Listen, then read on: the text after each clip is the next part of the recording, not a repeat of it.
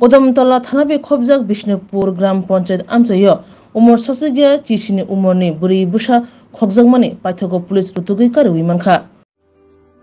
Lemboshara Bagbariwo Tongma Rajashri College of Education and Skill College Tripura Hapangbai Goshimung Manjak te Tripura University ni affiliated eba Rungkhungo Chitokja Kaisa English Medium College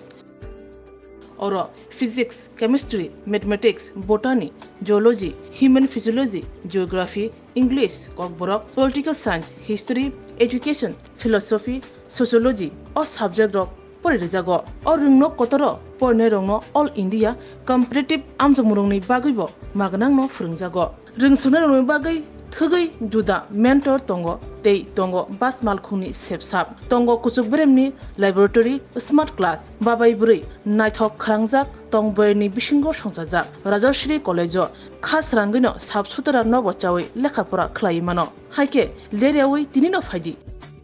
Nini Ani Jodani College, Rajashri College of Education and Skill,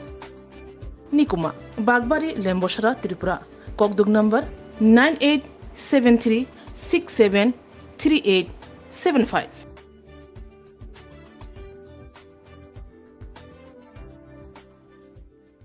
গতকালকে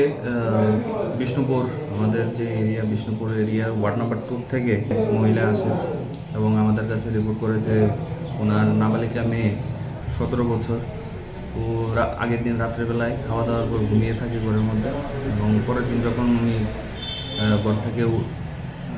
বেরোন দেখতে পান যে ঘরের দরজা খোলা এবং নাবালিকা মেয়ে নেই। তারপর বিভিন্ন জায়গায় খোঁজাখুঁজি করে এবং জানতে পারে যে আব্দুল হাসিম তাদের এলাকারই, বাবার নাম এমডি আব্দুল রাজ্জাক, সে তার মেয়েকে অপহরণ করে কোথাও নিয়ে যায় এবং আগেও সে তার মেয়েকে অপহরণ করার চেষ্টা করে। তো যেহেতু মেয়েটা হিন্দু কমিউনিটির এবং ছেলে মুসলিম কমিউনিটির একটা কমিউনাল প্লেস হতে পারে এলাকার মধ্যে, তো আমরা যথারীতি কেস একটা রেজিস্টার করি, যার নাম্বার হচ্ছে কদমতলা পিএস কেস নাম্বার 35/2024 এবং 366 এতে আমরা একটা কেস রেজিস্টার করি এবং একটা টিম আমরা ফর্ম করি এবং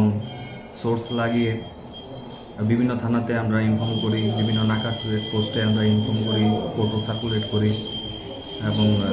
যে এয়ারপোর্ট অথরিটিকে আমরা ইনফর্ম করি। তারপর রাত্রে বেলায় আমরা খবর পাই যে সে আসামের একটি জায়গায় আছে এবং যথারীতি ওই টিমকে আমি সেখানে পাঠাই এবং তারা ছেলে এবং মেয়ে দুজনকে উদ্ধার করে নিয়ে আসে এবং আজকে মেয়েকে মেডিকেল করা হবে এবং ছেলেকে আমরা কোর্টে ফরওয়ার্ড করছি।